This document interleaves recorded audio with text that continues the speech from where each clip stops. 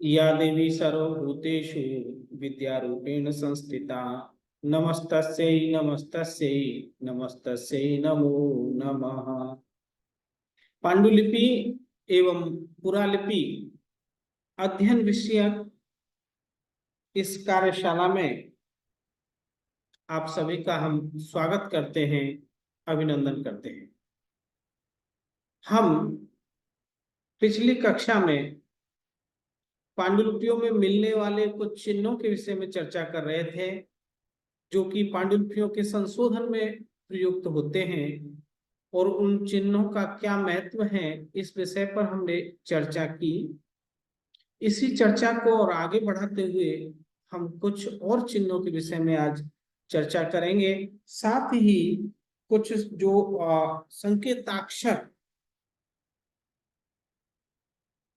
अथवा कुछ संक्षिप्त चिन्ह, उनके विषय में भी चर्चा करेंगे। कई अक्षर भी जो हैं, चिन्हों के अलावा कुछ अक्षर भी जो हैं संकेत के रूप में प्रयुक्त होते हैं, यानी कि अक्षरों की शॉर्ट फॉर्म जैसे कह सकते हैं।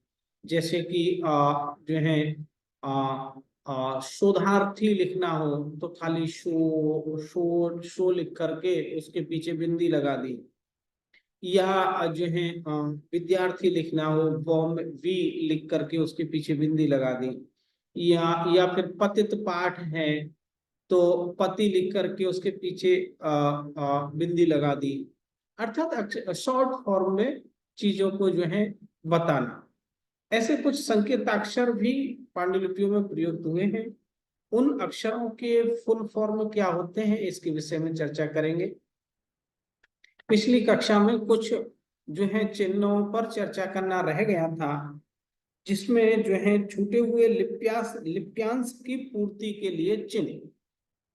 लिप्यांश अर्थात हम पांडुलिपि में जब कुछ लिख रहे हैं, कोई अंश, उस पाठ का कोई अंश, कोई हिस्सा छूट गया, तो उस लिप्यांश को, उस पाठांश को, उसे पाठांश भी कह सकते हैं, पाठ का अंश, उसको वहां जिस पंक्ति में या जहां छूटा है वहां उस स्थान पर कैसे ऐड किया जाए, तो उसके लिए कुछ चिन्हों का प्रयोग होता है। क्योंकि हस्तप्रतों में हमने चर्चा की थी कि अक्षरों को बिल्कुल जो है बीच में स्पेस छोड़ करके, स्थान छोड़ करके लिखने की परंपरा नहीं होती है। वहां प्रत्येक अक्षर की अपनी शिरोरेखा होती है और वो अक्षर एक पंक्ति में लिखे जाते हैं। ऐसा नहीं है कि एक शब्द पूरा हो गया तो उसके बाद दूसरे शब्द के स्टार्ट करने से पहले कुछ गैप रखा जाए। जैसे कि रामः वनम गच्छति, यदि ऐसा लिखना है तो अभी तो हम देवनागरी में लिखेंगे रामः, उसके ऊपर जो है शिरोरेखा, फिर थोड़ा स्पेस, फिर वनम और फिर गच्छति। लेकिन उस समय जब पांडुलिपियों में जो प्रतिलिपिकार लिखते हैं तो वहां रामः वनम गच्छति, हर एक अक्षर की अपनी शिरोरेखा होगी और जो है शब्दों की को जो है एक शिरोरेखा से डिवाइड नहीं किया होगा। तो वहां जो है यदि कोई शब्द छूट गया है, उस शब्द को कैसे ऐड किया जाए, इसको जरा देखना होता है। जैसे कि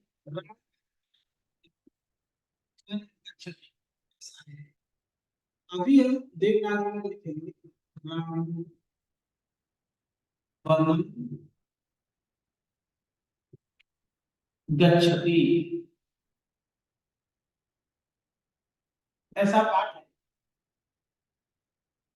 लेकिन प्राचीन नागरिक की पांडुलिपियों में या फिर ग्रंथ लिपि की पांडुलिपियों में अथवा शारदा लिपि की पांडुलिपियों में ये जो पाठ कैसे लिखा होगा, ये रा, नो और ये विसर्ग, राम, फिर वो, नंग, गच्छति।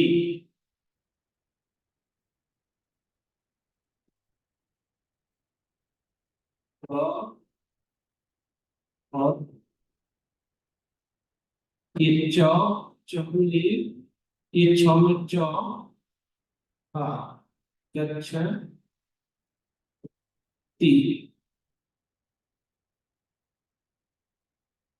ये पाठ ऐसा हो, क्योंकि उस समय क्या है, लेखन के साधन बड़े सीमित होते थे। हैंडमेड पेपर या ताड़पत्र पर पाठ को लिखना है, और जो है वो जो स्याही वगैरह में कम खर्च हो, तो इसलिए कम से कम साधनों से अधिक लेखन हो जाए, ऐसा ध्येय रहता था हमारे यहाँ। तो जो है यानी कि साधनों का सीमित उपभोग हो। और जैसे कि आपके यहाँ जैन परंपरा में देखते हैं कि जल का भी जो है बड़ा सीमित उपभोग करने के लिए कहा गया है, कि कम से कम उसमें चीजों को उपयोग करके हम अपना जो है काम चला लें।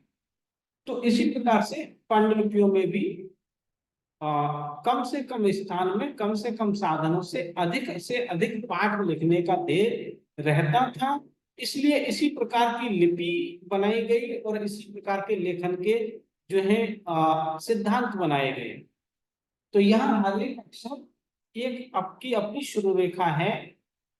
ऐसे बाद में देवनागरी में ऐसा आ गया कि एक एक शब्द एक एक शुरू रेखा के नीचे लिखा जाने लगा। तो जब ऐसा पाठ लिखते हैं, अब यहाँ कोई शब्द छूट जाता है, तब जो है उस शब्द को कैसे ऐड किया जाए, या फिर कोई जो है ये कोई मात्रा छूट गई या कोई अक्षर छूट गया, तो उसको कैसे ऐड किया जाए। जो तो जो है जैसे कि राम वनं गच्छति, तो यदि पाठ था राम लक्ष्मणेन सह वनं गच्छति, तो राम लक्ष्मणेन सह, लक्ष्मणेन सह वनम गच्छति, ऐसा लिखना था। तो यहाँ अब तो उन्होंने राम गच्छति लिख दिया, पाठ को ऐड करने के लिए स्थान की, तो जहां पे लक्ष्य लिखना है वहां एक वी आकार का नीचे में एक चिन्ह लगाएंगे, एक ऊपर में लगाएंगे, ऐसा। इसको बोलेंगे काकपाद, हंसपाद अथवा मूर्पगलु। और इसी पंक्ति के सामने यहाँ एक क्रॉस के जैसा चिन्ह लगा करके, क्योंकि ये जो काकपाद हंसपाद है ऐसा ऐसा होता है, और ऐसा क्रॉस के जैसा प्रयोग होता है। तो वो या तो ऐसा क्रॉस का चिन्ह लगाएंगे, अथवा ये काकपाद हंसपाद का चिन्ह ऐसा लगा देंगे बाहर हाशिया में, और यहाँ इस पंक्ति के सामने लक्ष्मण ऐसा लिखेंगे, लक्ष्मण, और ये आपका लक्ष्मण और ये आपका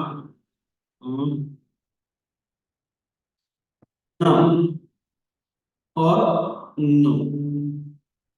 ओके, तो लक्ष्य सह यहाँ भी गलती हुई उसने, एक ही मात्रा लगा, छूट गया लक्ष्य मणि सह नहीं था। तो यहाँ भी अब इसमें एक ही मात्रा लगा, तो यहाँ फिर से तात्पाद लगाएंगे, यहाँ तात्पाद लगाएंगे, एक ही मात्रा को फिर ये जो है फिर इसके और आगे यहाँ ये नौ को जो है पूरा लिख करके इसके आगे एक ही मंत्र लगाते। ओके, अर्थात जब भी पाठ छूटेगा उसके आगे वहां जहां पाठ छूटा है वहां को एक निशान लगाएगा, मोरपाद ऐसा, और उसी के सामने इस पाठ को वो जो है लिख देगा। और यदि यहाँ लिखने के लिए स्थान नहीं बचा और ये तीसरी पंक्ति का पाठ है, तो फिर क्या करें लोग, जो मूल हस्तप्रत आपकी जो है हस्तप्रत के नीचे का जो मार्जिन हाशिया है जहाँ खाली जगह है, पाठ लिखने के बाद खाली जगह रह गई है, वहां फिर ये इसी प्रकार का मूलपाद काकपाद हंस जैसा चिन्ह बनाएगा, और ले फिर से लिख देगा यहाँ। ये नी लिख देगा और फिर यहाँ वो 6 नंबर जैसा डालेगा। और ये अगली आपकी तीसरी पंक्ति में है पाठ, तो लिखेगा ओ। ठीक है, ओ मतलब ओली, डॉट लगाएगा, ओली बने वो या पंख, पंख अनुस्वार करके ऐसा पंख लिख देगा। और उसके सामने फिर 3 नंबर है तो 3 नंबर ऐसे, 3 नंबर पंक्ति में पाठ छूट गई। तो ये नंबर, ये जो जो जो है ये पाठ, पाठ जो लुप्त पाठ जो है, छूटे हुए पाठ का संकेत जो चिन्ह है, ये चिन्ह या तो इस 9 के पीछे लगेगा, नहीं तो 3 और ये सब लिख करके फिर यहाँ लास्ट में ऐसा नंबर डाल देंगे। दोनों जगह ये या तो इस अक्षर के पीछे मिल सकता है, अथवा जहां उसका लेखन पूरा हो रहा है वहां उस संकेत को डालेगा कि ये पाठ लुप्तांश। ओके, तो ये जो चिन्ह है वो पगली काकपाद हंसपाद, ये जो है छूटे हुए लिप्यांश को लिखने के लिए प्रयोग होते हैं। लिप्यांश, लिपि का अंश। ओके, अब देखिए लिप्यांश और पाठांतर में भेद है। पाठांतर तो क्या है, अलग अलग पांडुलिपियों में जो कोई एक पाठ है जो अलग प्रकार का में उसमें कुछ भेद है, वो पाठ भेद होगा, उसको पाठ भेद अथवा पाठांतर कहेंगे। और लिप्यांश वो है जो लिखते समय कोई अंश छूट गया है लेकिन कहीं वहां मार्जिन हाशिया में जिसको ऐड किया हुआ है, लिपि का हिस्सा लिप्यांश। और पाठांतर बदला हुआ पाठ। ओके, स्पष्ट हुआ। तो यह प्रथम प्रकार के संशोधन अर्थात पतित पाठ जैसा ही है।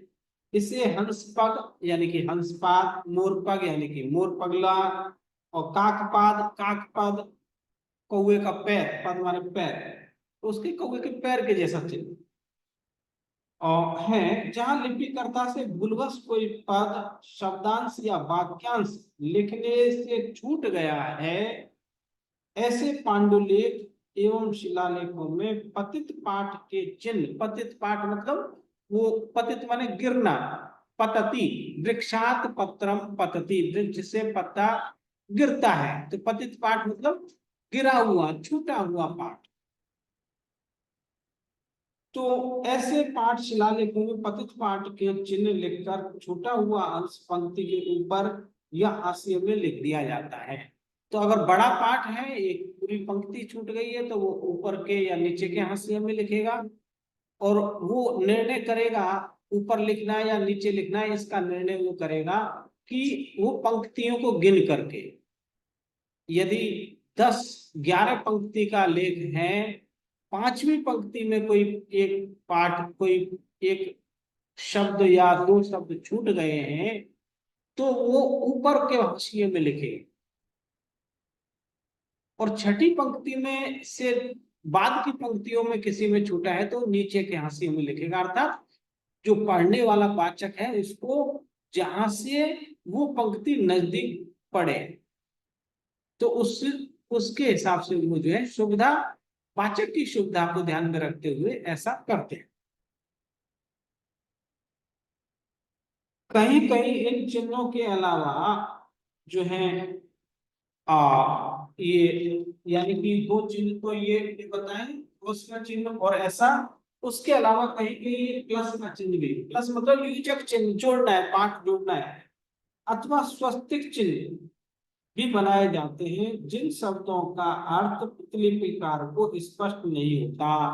और यदि प्रतिलिपिकार, प्रतिलिपिकार मतलब उस एक कॉपी से दूसरी कॉपी बनाने वाला जो लहिया है, जो लेखक है, जो प्रतिलिपिक है, उसको यदि इन चिन्हों का पता नहीं है तो वो क्या करेगा, दूसरी प्रत में भी वैसा ही चिन्ह लगा करके और उस हाशिया के पाठ को लिखेगा।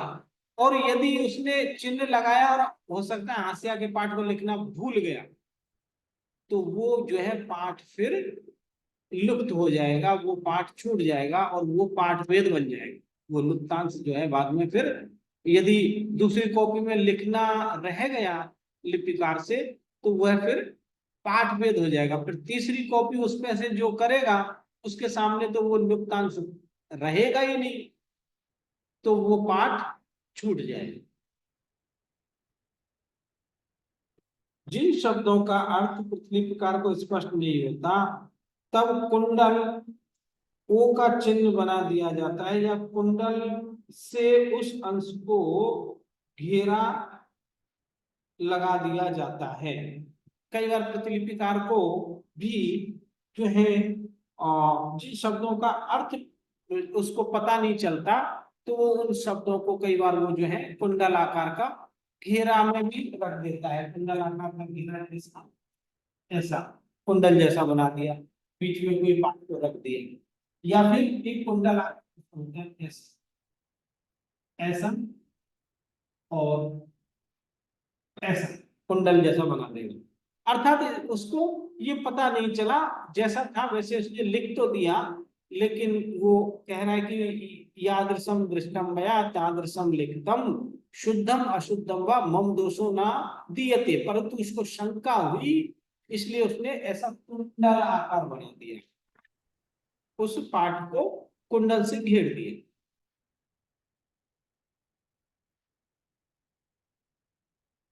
ओके, फिर है संकेताक्षर या संक्षिप्त चिन्ह। कुछ जो है अक्षर भी संकेतों के रूप में प्रयुक्त हुए हमें पांडुलिपियों में मिलते हैं। तो हमारे देश में आंध्रों और कुषाण काल से पांडुलिपियों एवं शिलालेखों में संकेताक्षरों के प्रयोग की परंपरा देखने को मिलती है। कुषाण काल से जो है भी हमें पांडुलिपियों में जो है संकेताक्षर देखने को मिलते हैं। तो कुषाण शकों और कुषाणों का जो काल है वो उस समय से कह रहे हैं कि उस समय से भी यानी कि 8वीं 9वीं शताब्दी से भी हमें ये जो है संकेताक्षर कुछ चीजों को संकेत रूप में शॉर्ट में कहने की परंपरा देखने को मिलती है। ये संक्षिप्त चिन्ह या संकेताक्षर निम्नलिखित 17 बताए गए हैं जो निम्न प्रकार हैं और उनकी संख्या 17 बताई गई, 17 बताई गई है। जो 17 जो संकेताक्षर चिन्ह हैं वो इस प्रकार हैं, जिनमें पहला है संवत्सर के लिए संप संप या संग या स ऐसा लिख देते हैं। संवत्सर मतलब वर्ष लिखना है, संवत 1680 ऐसे लिखना है। तो क्या करें वो पूरा संवत ना लिख करके जो है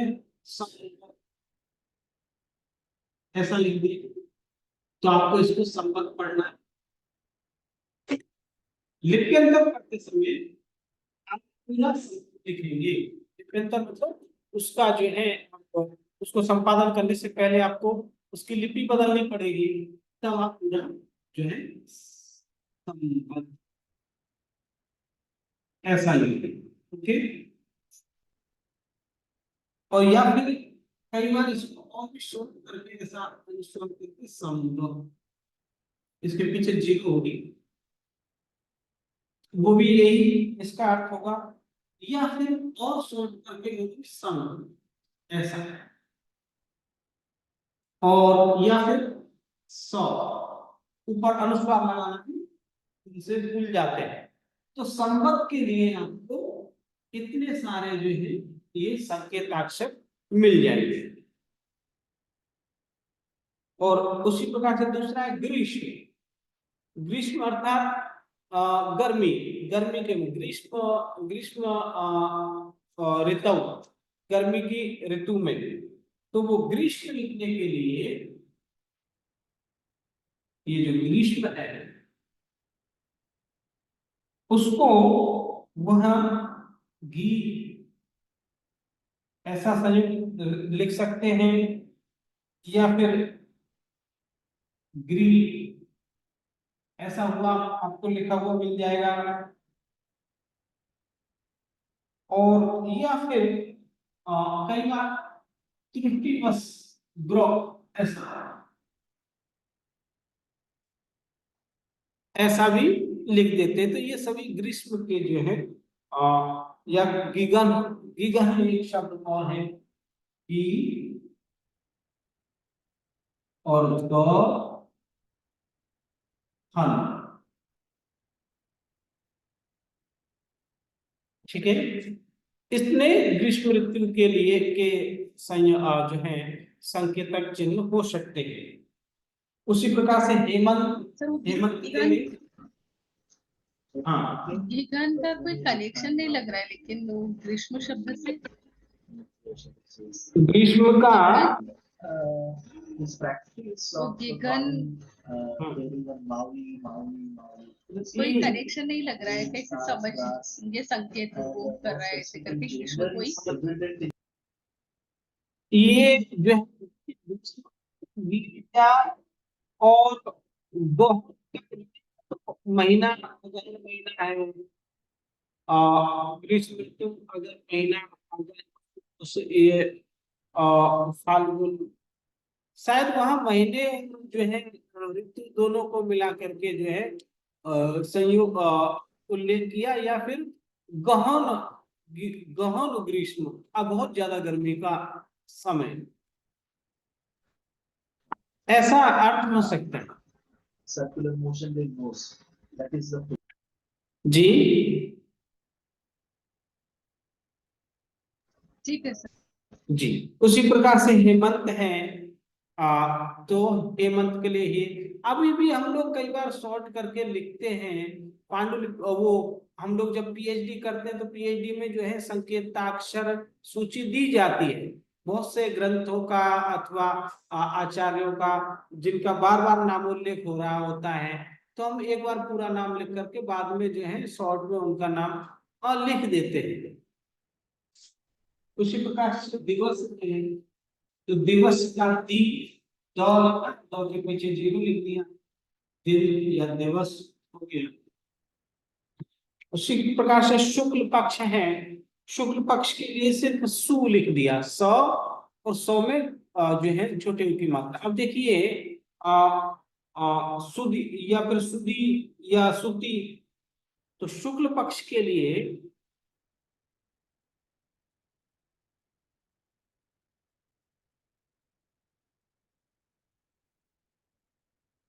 तो वो या तो ऐसे दंत स का प्रयोग कर देते हैं। ये तालव्य स के स्थान पर दंत स का प्रयोग खूब पांडुलिपियों में मिलता है। तो इस ऐसा मिलेगा तब भी आप शुक्ल पक्ष पढ़े अथवा सुदी, सुदी का मतलब क्या होगा, शुक्ल पक्ष ही होगा, या सुती, इतने शब्द आपको शुक्ल पक्ष के लिए मिल जाएंगे। शुक्ल पक्ष को शुद्ध भी कहा जाता है, शुद्ध पक्ष,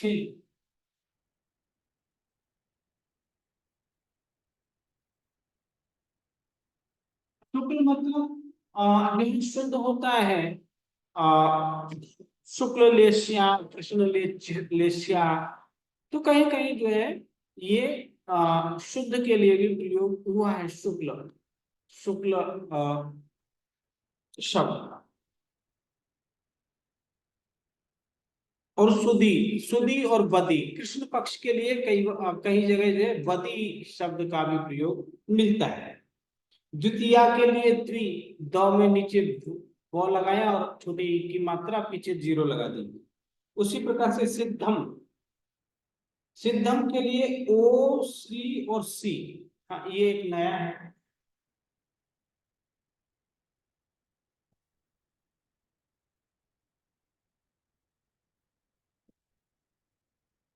के लिए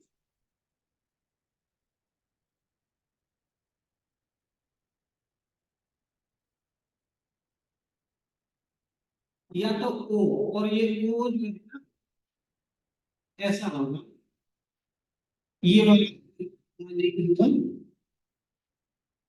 ये क्योंकि सिद्धम शब्द जो है तो ऐसा,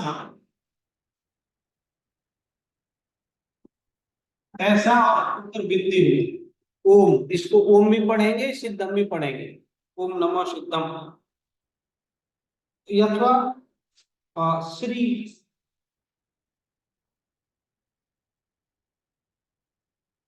अथवा सी, इंग्लिश सी,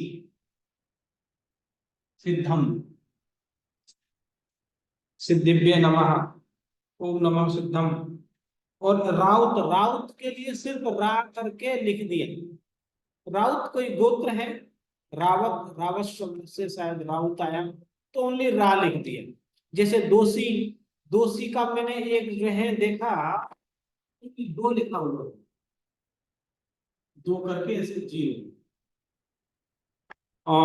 एक एक मैंने 16वीं शताब्दी का एक जो है ये देखा था, ये आ, अभिलेख था, उसमें इस प्रकार से लिख दिया। मैं आपको दिखा देता हूँ उसको, एक मिनट में स्क्रीन शेयर करके आपको। समरी, अच्छा इसमें समरी का ऑप्शन होगी।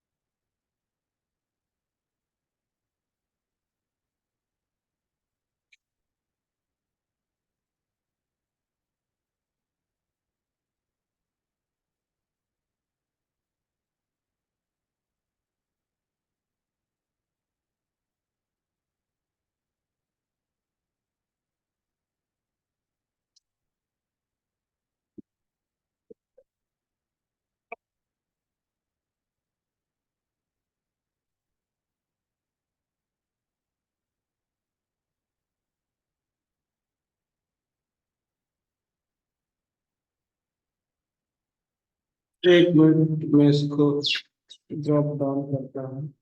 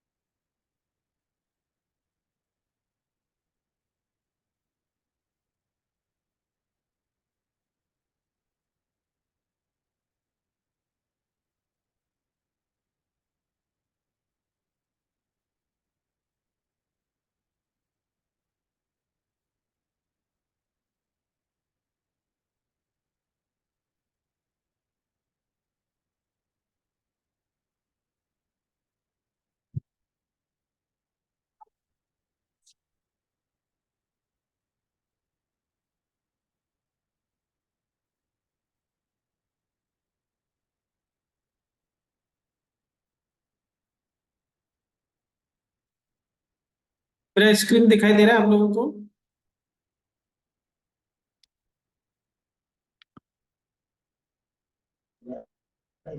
हाँ सर। तो देखिए ये एक चरण पादुका है और इस पर पाठ लिखा हुआ है, आप देख सकते हैं। मैं इसको बड़ा कर देता हूं थोड़ा। यहाँ देखिए संवत, ये संवत लिखा हुआ है और समय है 1685, 1685।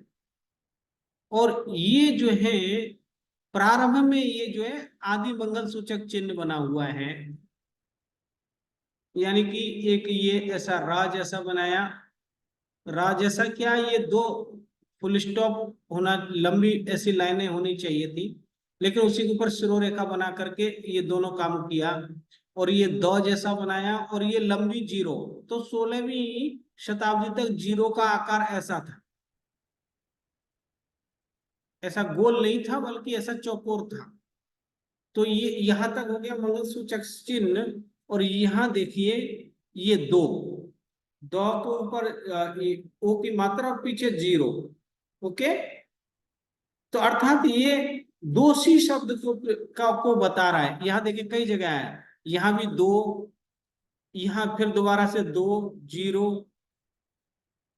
तो ये दोषी कोई थे, आ, उनको बता रहा है, वो उस नाम का शॉर्ट में जो है ये ऐसा लिखा है। जैसे में हम इसको थोड़ा पढ़ते हैं। आ, और देखिए ये जो है ना, ऐसे ऐसे अभिलेखों को पढ़ने का भी एक तरीका है, क्योंकि ये आप देख सकते हैं कि पूरे चारों ओर लिखा हुआ है ना। तो हमें जहां पे मंगल सूचक चिन्ह बना हो वहां से उसको पढ़ना शुरू करना है, पहले तो ये ध्यान रखना है। तो मंगल सूचक चिन्ह यहाँ बना हुआ है, अर्थात यहाँ से ये ग्रंथ, ये जो है आ, शुरू हो रहा है संवत 1685 वर्ष से। देखिए ये वर्ष, और आगे में एक ही मात्रा है, ये बड़ी मात्रा है, वैशाख। व में एक ही मात्रा, आगे एक और बड़ी मात्रा, तो वैशाख। सित, सित मतलब कौन कौन पक्ष हुआ? सितंबर। हम्म, शुक्ल तो पक्ष। शुक्ल शुक्ल पक्ष है ना, हाँ।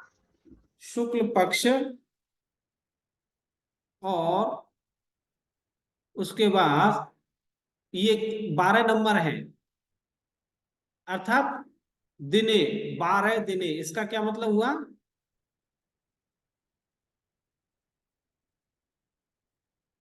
तिथि होगी तिथि, 12 शायद। तिथि 12, हाँ। अर्थात वैशाख, वैशाख का महीना, सित पक्ष, शुक्ल पक्ष और 12 तिथि।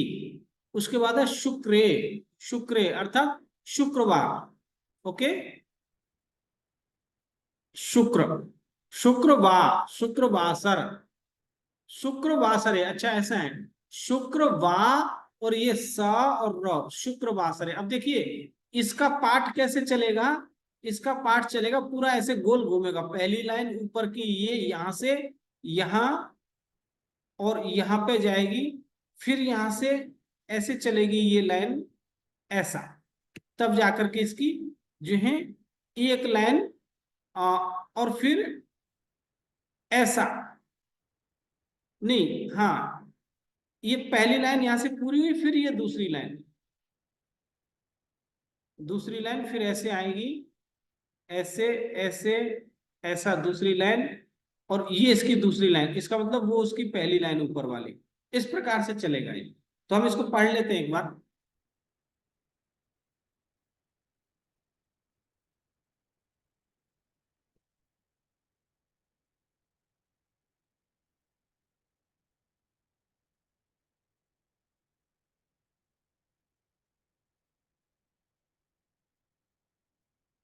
तो शुक्रवासरे, ऐसा पाठ मिल गया।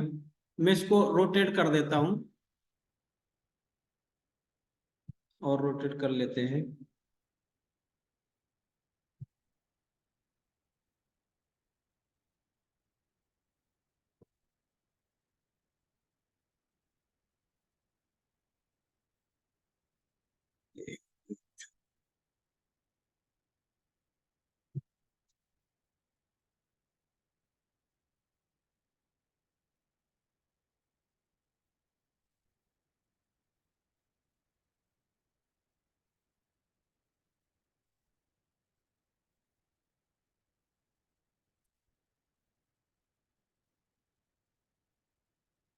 इस प्रकार से शुक्र वासरे,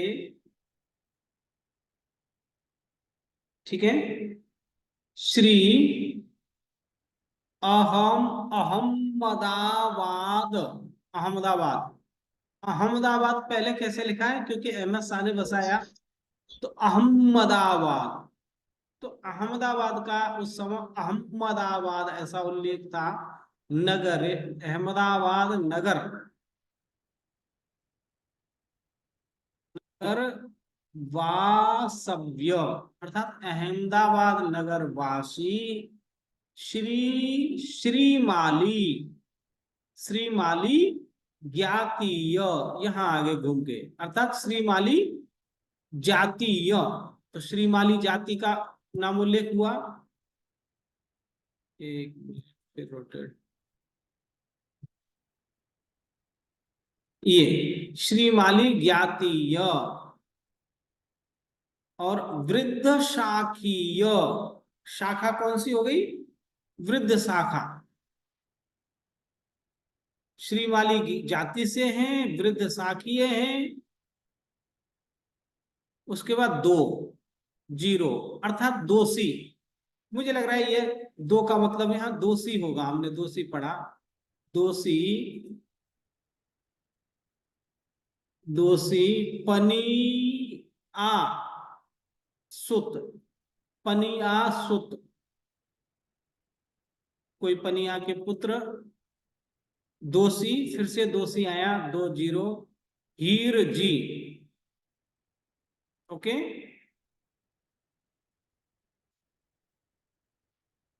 हीर जी हो गया, तो पहली लाइन पूरी हुई, हीर जी विजय, हाँ, हीर जी विजय तिलक, तिलक सूरी पट्टे अच्छे,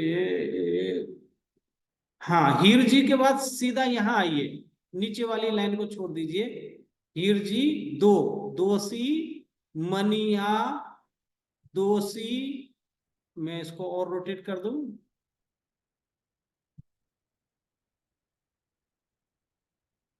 हाँ, दोषी मनिया, दोषी मदन, दोषी रत्ना, रत्नाभिधान ही, रत्न अभिधान, अभिधान ही, स्व श्रेयसे, अब दूसरी लाइन यहीं से सीधी आ गई, स्व श्रेयसे, फिर यहाँ भट्टारक श्री, श्री विजय तिलक सूरीनाम पादुका, अब दूसरी लाइन यहां से सीधी घूमती जा रही है, पादुका, तो ये पादुका किनकी है, भट्टारक श्री विजय तिलक सूरीश्वर जी की, महाराज की है, पादुका कारिता, इन पादुका की जो है स्थापना कराई, प्रतिष्ठिता, इसको और रोटेट कर दूं,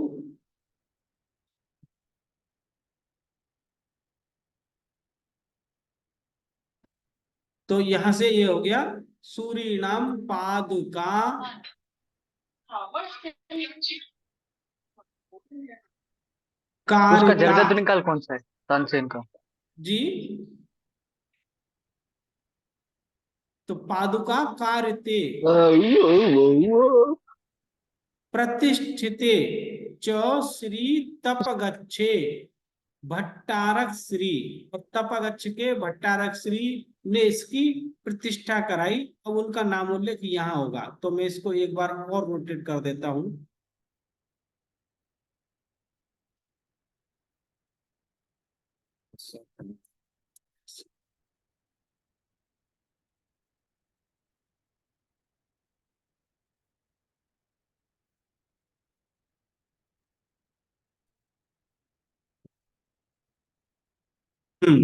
अब ये पाठ लास्ट में यहां हो जाएगी, भट्टारक श्री विजय तिलक, विजय तिलक, विजय तिलक सूरी, सूरी पट्टी पट्टालंकार भट्टारक, यहां देखिए पट्टालंकार भट्टा विजय तिलक सूरी जी के पट्टालंकार भट्टारक श्री विजय नी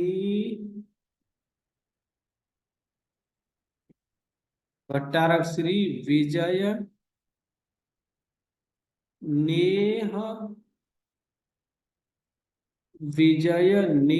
सूरी भीरीति श्रेय। विजय श्री विजयानंद, या तो विजयानंद हो सकता है, श्री विजयानंद सूरी भी रीति श्रेय। तो इस प्रकार से आपको जो है पाठ, अगर किसी अभिलेख में ये कोई पाठ ऐसे चारों ओर लिखा हुआ है तो पहले उसके चारों ओर गोल घूमते हुए एक पंक्ति को पूरा करना है, फिर दूसरी पंक्ति उसके जो है पूरा 6 पाठ जो है चारों ओर गोल राउंड में पढ़ी जाएगी। ओके, इसके संबंध में कोई प्रश्न है आपका किसी का?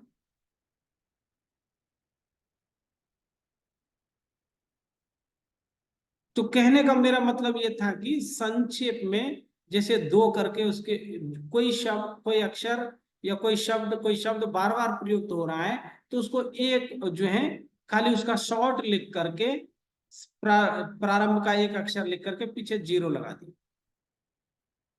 ओके, इसके संबंध में कोई प्रश्न नहीं है ना आपका किसी का?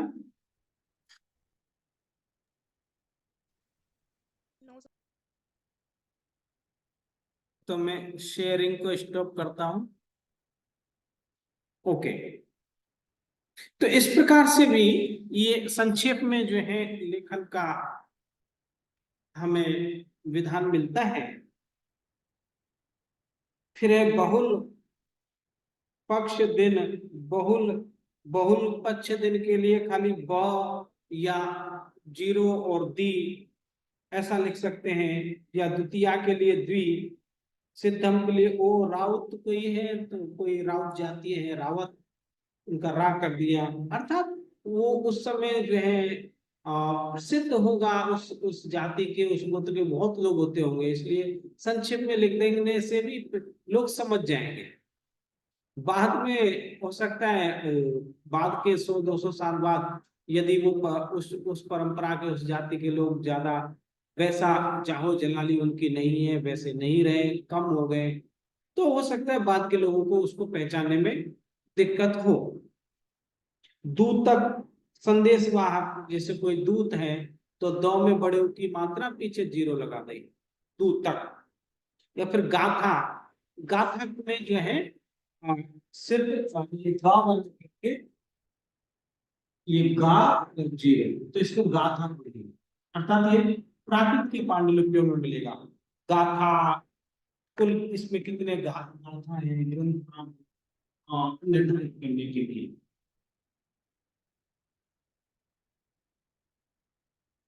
गाथा पाली में भी प्रयोग होता है, गाथा।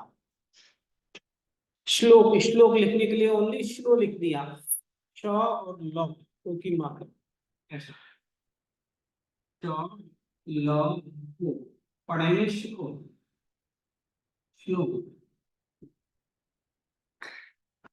उसी प्रकार से पाद, पाद के लिए सिर्फ पाद लिख दिया, यानी कि प्रथम पाद, द्वितीय पाद, जो हिस्सा है पा जो है उसके लिए पाद। ठाकुर, कोई ठाकुर है, ओनली सिर्फ ठ लिख करके उसके पीछे 0 लगा दिया, तो उसको ठाकुर ठाकुर पढ़ना है। फिर है अभी हमने जो उस अभिलेख में देखा कि ऐसा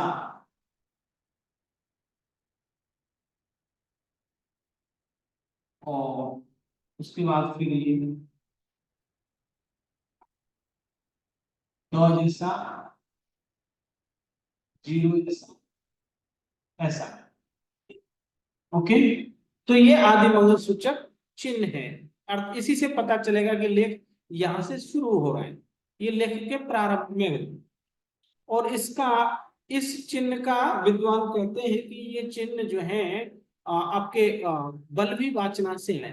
देवर्षि गणेश क्षमा श्रमण जी के समय में जो बल्लभीपुर, गुजरात के बल्लभीपुर में जो बल्लभी वाचना की गई, उस बल्लभी वाचना का द्योतक शायद ये चिन्ह है। वहां पे जैन आगमों को लिखने का निर्णय किया गया और जो है वहां अष्टपत्र पांडुलिपियां लेखन प्रारंभ हुआ।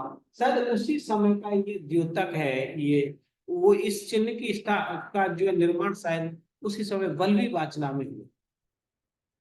और लेकिन अभी तक इसका 100% कुछ प्रमाण ऐसा कहीं लिखा हुआ नहीं मिला है कि ये चिन्ह का क्या अर्थ हो सकता है। हम इसको इसलिए आदि मंगल सूचक चिन्ह के मानते हैं। और ग्रंथ जहां प्रारंभ हो रहा होगा वहीं से मिलता है, ग्रंथ प्रारंभ में मिलता है।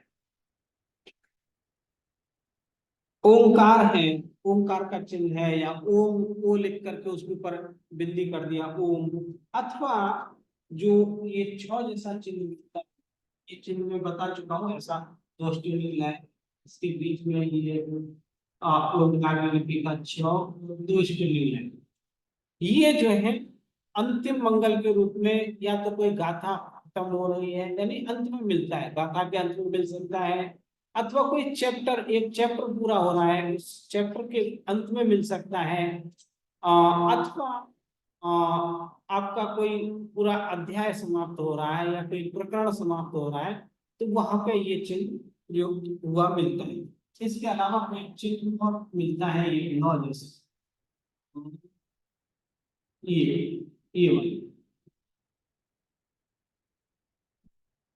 ये जो है गुजराती में भी ये चिन्ह है, दक्षिण भारत की लिपियों में भी ये चिन्ह है। अभी देवनागरी में इसका प्रयोग नहीं नहीं मिलता। अड़ अड़ जैसे मलयालम, तमिल, तमिलु, गुजराती में भी जड़, जड़, जल का उच्चारण जड़ ऐसा उच्चारण करते हैं। तो ये वाला ड, ल और ड का संयुक्त जैसा इसका उच्चारण होते हैं।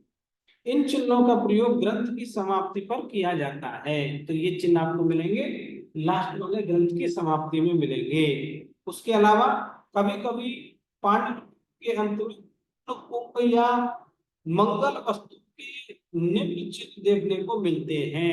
एक ताड़पत्रीय पांडुलिपि मैंने बताई थी, तो वहां पर आप कलश जैसा, ये दो लंबी एक्सटेंडेड लाइन, ये उल्टा तीर जैसा, और बीच में एक जीरो, इसके नीचे भी ये डब्ल्यू, अंग्रेजी में डब्ल्यू जैसा, जीरो के ऊपर एक शिव रेखा, और फिर ये 3 नंबर, ओके, जैसा सीधा, और ये 2 स्टेप, ये पूर्ण कलश है।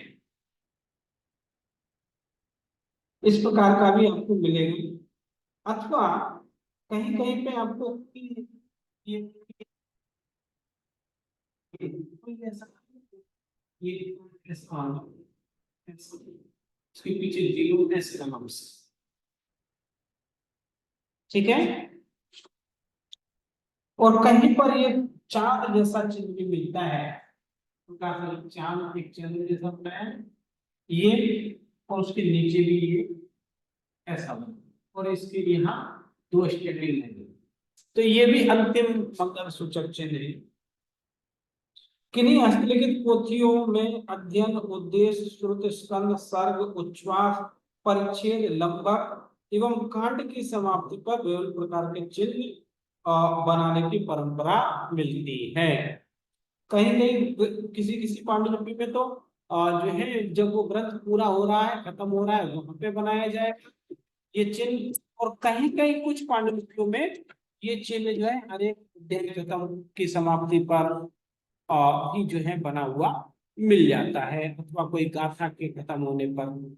लेकिन ये जो पूर्ण कलश है, ये बना चिन्ह, ये पूर्ण कलश तो आपको जरूर जहाँ ग्रंथ समाप्त हो रहा होगा वहां मिलेगा। मैंने शायद एक दिन एक एक पांडुलिपि में आपको, हमने एक ताड़पत्रीय पांडुलिपि देखी थी, उसमें ये चिन्ह मैंने दिखाया था, याद है आप लोगों को?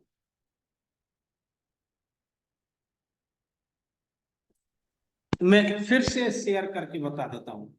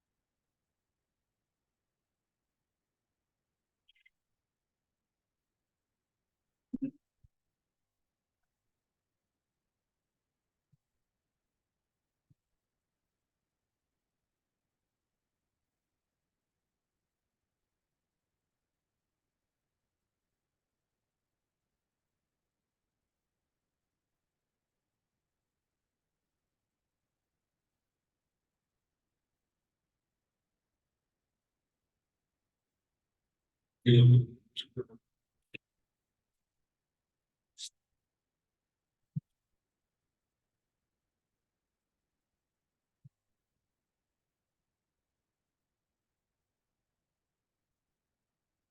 इसको और मैग्नीमाइज नहीं कर सकते हैं?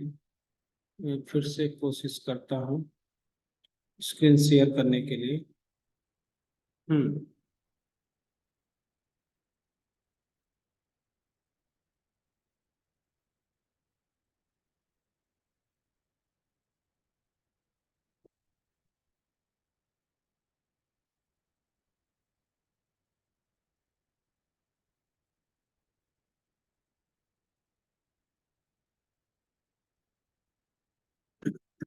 हाँ देखिए, ये इस प्रत में मेरी स्क्रीन दिखाई दे रही है आप लोगों को? हरिओम जी। तो इस प्रत में आप देख सकते हैं, अंत में देखिए ये दो लंबी लाइन खींच करके यहाँ 6 जैसा बना हुआ है। ठीक है, ये चिन्ह दिखाई दे रहा है।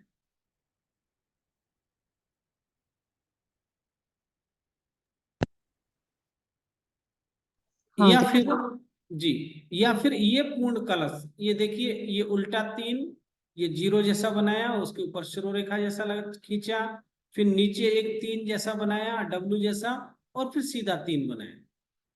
तो ये अंतिम जो है मंगल चिन्ह है। और उसके बाद उन्होंने लिखा भी, ओह निजुक्ति सम्मता, ओग निरुक्ति समाप्ता, ओग निरुक्ति ग्रंथ पूरा हुआ। ये योजक चिन्ह है, ये जो ऐसा डैश जैसा लगा हुआ है, संबत्ता मंगलम महाश्री। मंगलम, संबत्ता के बाद फिर यही चिन्ह आया, देखिए, फिर मंगलम महाश्री, फिर फुल स्टॉप, शुभम भवतु, और फिर से ये चिन्ह आया। ओके,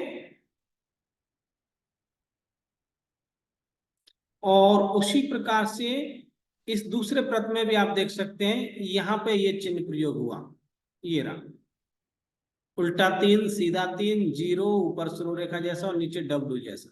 ये दोनों प्रत अलग अलग ग्रंथों की हैं। अब यहां लिखा है, इसको पढ़ के बता देता हूं आप लोगों को। गाथा एवं एवं, अच्छा इसका एक पार्ट और था।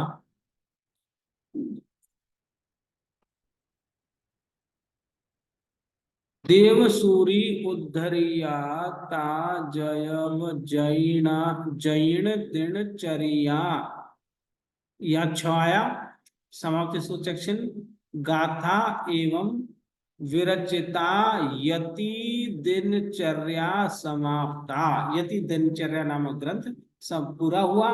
6 और ये पूर्ण कलश, शुभम भवतु। ओके जी।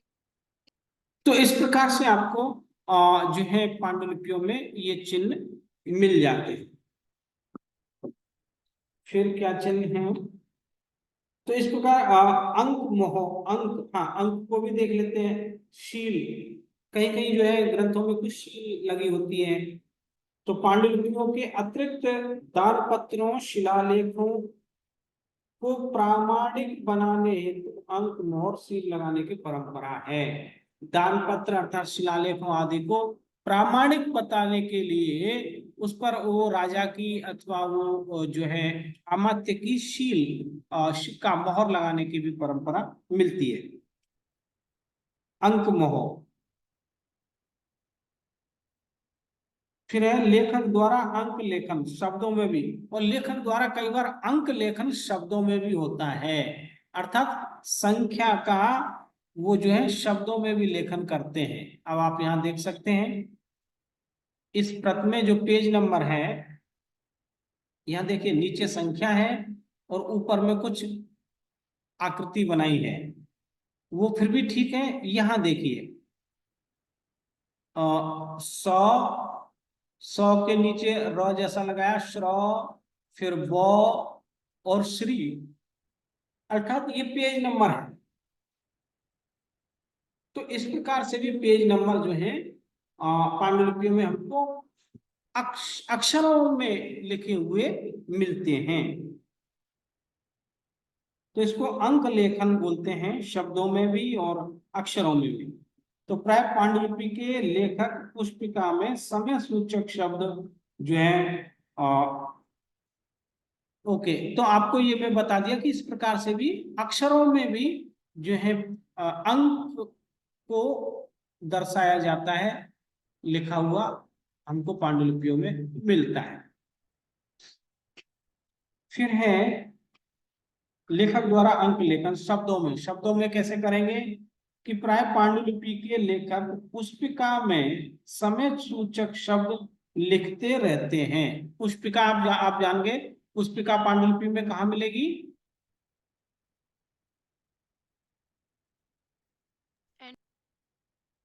हाँ, पुस्तिका जो है पांडुलिपियों के अंत में आपको मिलेगी, जिसको कोलोफोन अथवा वो पोस्ट कोलोफोन के नाम से जाना जाएगा। और इसमें समय सूचक जो है छंद में भी जो है, यानी कि गाथा रूप में या श्लोक रूप में समय का उल्लेख मिलता है। इन छंदों में अंकों के स्थान पर उसके सूचक शब्दों का प्रयोग किया जाता है। कुछ शब्द हैं जो संख्याओं के लिए प्रयुक्त होते हैं। इस प्रकार रचनाकारों ने रचना काल, लिपि काल आदि का द्योतन करने के लिए शब्दों से अंकों का कार्य लिया। तो रचनाकारों ने, अर्थात जो रचित ग्रंथ का कर्ता है, उन्होंने भी ग्रंथ का समय आदि का उल्लेख करने के लिए शब्दों का प्रयोग किया। और जो लिपि करता है, लेखक प्रतिलिपिकार हैं, उन्होंने भी उस अपने पांडुलिपि का का समय बताने के लिए जो है शब्दों का प्रयोग किया। जो करता है वो तो ग्रंथ रचना का समय बताएगा, और जो लेखक है, जो प्रतिलिपिकार है, लहिया है, लिपिक है, वो उस पांडुलिपि का समय बताएगा कि ये ताड़पत्र या कागज या कपड़े पे मैंने इस समय में लिखा है। और परंपरा दोनों की, अर्थात दोनों कोई श्लोक लिखेंगे और शब्द ऐसे होंगे जिनका कुछ संख्यात्मक अर्थ निकलता होगा। तो इस प्रकार रचनाकारों ने रचना काल, लिपि काल आदि का द्योतन करने के लिए शब्दों से अंकों का कार्य लिया। संस्कृत, पाली, प्राकृत, अपभ्रंश तथा अन्य देशी भाषाओं की पांडुलिपियों में शब्दों से अंक सूचित करने की परंपरा मिलती है। ये संस्कृत के ग्रंथों में भी ये परंपरा प्रयुक्त हुई है। पाली, प्राकृत या अपभ्रंश ग्रंथों में भी ये परंपरा उनको देखने को मिलती है। मुनि पुण्य विजय जी एवं डॉक्टर गौरीशंकर हीराचंद ओझा, गौरीशंकर का पूरा नाम गौरीशंकर हीराचंद ओझा, यहाँ सिर्फ गौरीशंकर ओझा लिखा है, ने इस प्रकार के अंक सूचक शब्दों की सूची प्रस्तुत की है। गौरीशंकर हीराचंद ओझा जी की कौन सी पुस्तक है? बड़ी फेमस पुस्तक है, नाम क्या है उसका?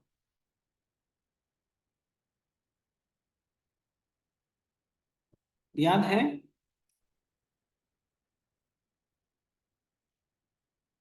सर आपने बताया था, ध्यान नहीं आ रहा। भारतीय प्राचीन लिपिमाला, उसको लिख लो, बहुत अच्छी पुस्तक है। आप जैना ई लाइब्रेरी से उसको फ्री में डाउनलोड भी कर सकते हैं और पढ़ सकते हैं। राय बहादुर गौरीशंकर हीराचंद ओझा 1948-47 के आसपास उन्होंने वो पुस्तक लिखी है, और जयपुर में उन्होंने उस पुस्तक का लेखन किया था शायद, ऐसा उल्लेख मिलता है, जयपुर से छपी है।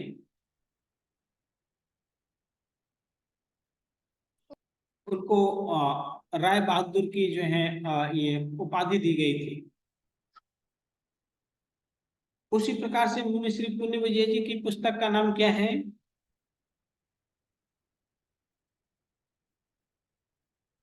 अ, अ, श्रमण संस्कृति अने लेखन कला। हाँ, श्रमण संस्कृति अने लेखन कला। वहां भी उन्होंने इन संख्या सूचक शब्दों का सूचित दिया है। ये शब्द प्राय दाएं से बाएं, पहले इकाई की संख्या सूचक, फिर दहाई, सैकड़ा एवं हजार की संख्या के बोधक होते हैं। ये इन्होंने एक बात बताई कि ये शब्द प्राय दाएं से बाएं, इकाई की संख्या सूचक, फिर दहाई, सैकड़ा और हजार की संख्या सूचक होते हैं। तो इनका जो है, इन शब्दों को दाएं से बाएं फिर पढ़ा जाएगा। अंकानाम वाम तो गति जो सूत्र है, उस सूत्र के अनुसार जो है इनको दाएं से बाएं पढ़ा जाएगा। दाएं से बाएं मतलब ऐसे कि यदि शब्द लिख दिया,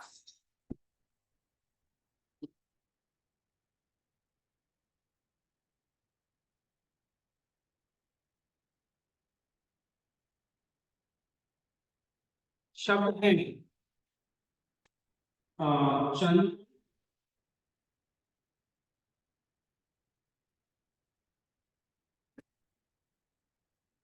चंद्र,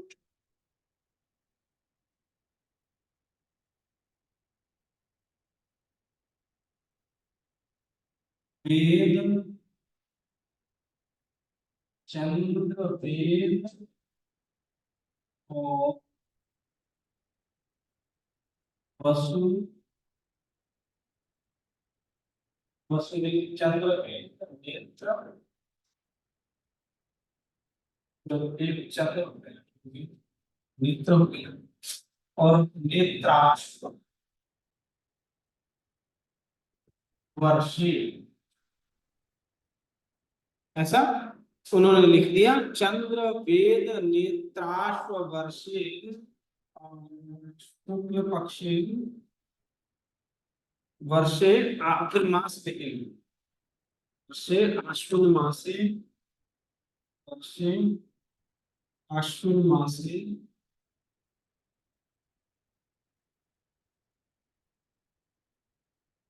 मासे शीत पक्षे,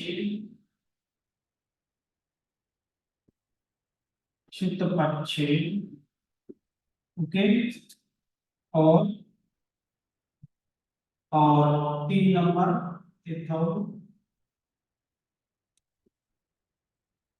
और शुक्रवार।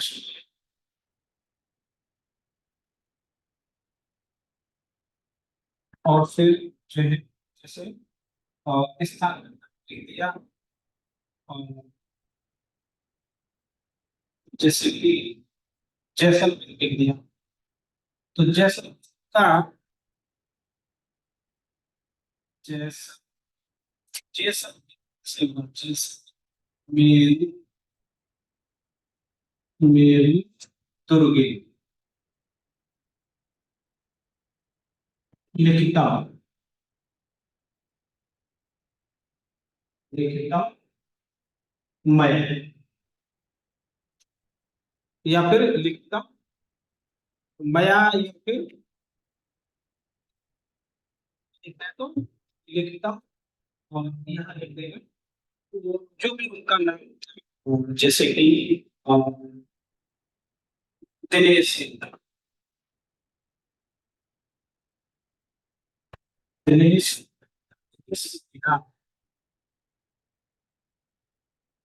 ओके। तो यहाँ देखिए चंद्र को एक वेद हो गया, दो वेद, चार, ठीक है। चार वेद, वेद कितने? दो, और यहाँ संधि कर दिया नेत्र और अश्व को। अश्व कितने, तो ये शब्द होगा अश्व। अश्व माने घोड़े, सूर्य के घोड़े 7, सूर्य रथ में 7 घोड़े। अर्थात आपके पास क्या आ गया, हाँ गतिविधि, या अश्व को आगे लिखते हैं और क्लियर हो जाएगा। अश्व, ओके, तो अश्व 7 हो गया। अश्वमेध नेत्र और यहाँ कर देते चंद्र, नेत्र शशि, शशि, शशि माने चंद्र 1। तो अब आपके पास संख्या आ गई 7, 4, 2, 1। 7421 वर्ष।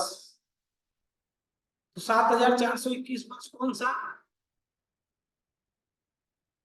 ऐसी स्थिति में हम जो है वैदिक गणित का जो अंका नाम वामतो गति है, तो उसको जो है के अनुसार हम लोग जो है इन अंकों को दाएं से बाएं में लेंगे।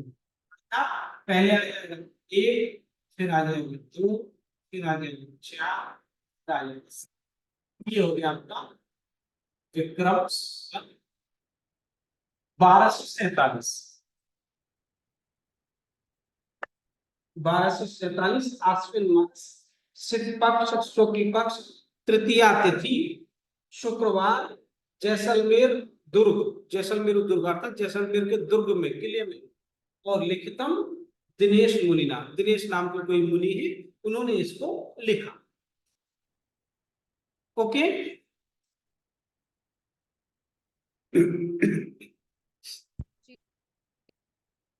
तो इस प्रकार से इनका जो है जो शब्द है उनकी हम फिर जो है गणना करते हैं। जैसे एक यहाँ आया मुनि वसु सागर सिद्धकर मित वर्षे सम्यकत्व कौमुदी। तो सम्यकत्व कौमुदी नामक ग्रंथ है जिसकी रचना उन्होंने की मुनि वसु सागर सिद्धकर मित वर्षे। तो मुनि 7, वसु अष्टवसु होते हैं 8, सागर 4 सागर, सिद्धकर मतलब चंद्रमा, चंद्रमा को सिद्धकर भी 1, तो संख्या हो गई 7841। तो इसका विक्रम संवत बनेगा अंका नाम वामतो गति के आधार पर जो है, तो फिर आ जाएगा 1487 अर्थात 1487 की वर्ष में इसकी जो है सम्यकत्व कौमुदी ग्रंथ की रचना हुई। उसी प्रकार से वेद, इंदु, गज, गणित, संवत्सर, कविवार, श्रावण शुक्ल त्रयोदशी, रचो ग्रंथ सुविचार। वेद मतलब 4, इंदु, इंदु मतलब चंद्रमा 1, गज, गज 8 के लिए जो है 8 संख्या के लिए प्रयुक्त होता है, और भू पृथ्वी 1, गणित, गणित अर्थात वो गणित के वो जो है उल्लेख करने के लिए गणित शब्द का प्रयोग हुआ। संवत्सर, कविवार, और कविवार, कविवार कौन सा,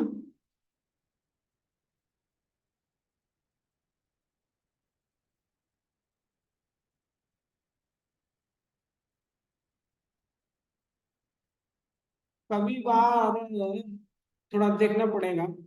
मुझे लग रहा है कि शायद ये शुक्रवार या गुरुवार होगा। श्रावण शुक्ल त्रयोदशी, श्रावण का महीना और शुक्ल पक्ष, त्रयोदशी तिथि, रचो ग्रंथ सुविचार, सोच समझ करके विचार पूर्वक ग्रंथ की रचना की। अर्थात संवत हो गया 1814 विक्रम संवत। किंतु कहीं कहीं इसके विपरीत बाएं से दाएं इकाई, दहाई आदि की संख्या सूचक शब्द भी लिखे हुए मिलते हैं, लेकिन कहीं कहीं जो है बाएं से दाएं ही जो है उनको अंका नाम वामतो गति सूत्र लगाने की जरूरत नहीं होती, सीधा ही लिख देते हैं वो। जैसे इसमें लिखा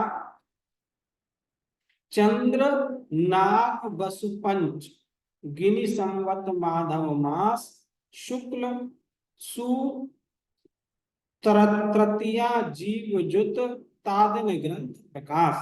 तो चंद्र 1, नाग 8, वसु 8 और पंच अर्थात 5 नंबर।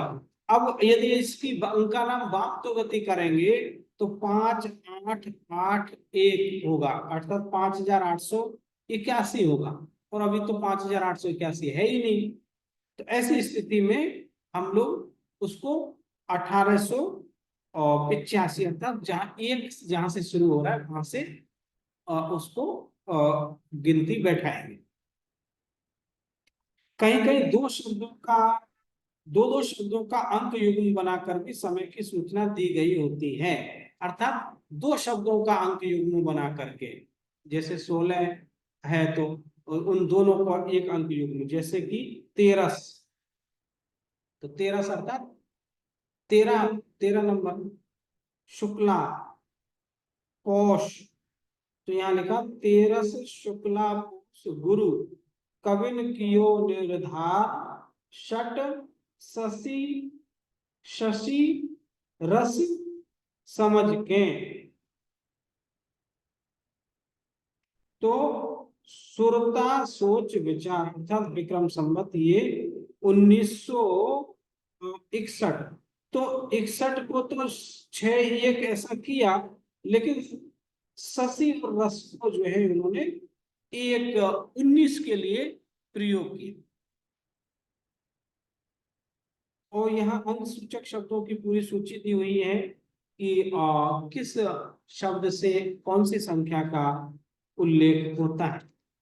इसको आप लोग एक बार पढ़ लीजिएगा और कल फिर हम इस सूची के विषय में विचार करेंगे। यदि आपका अभी कोई प्रश्न है तो आप प्रश्न पूछ सकते हैं।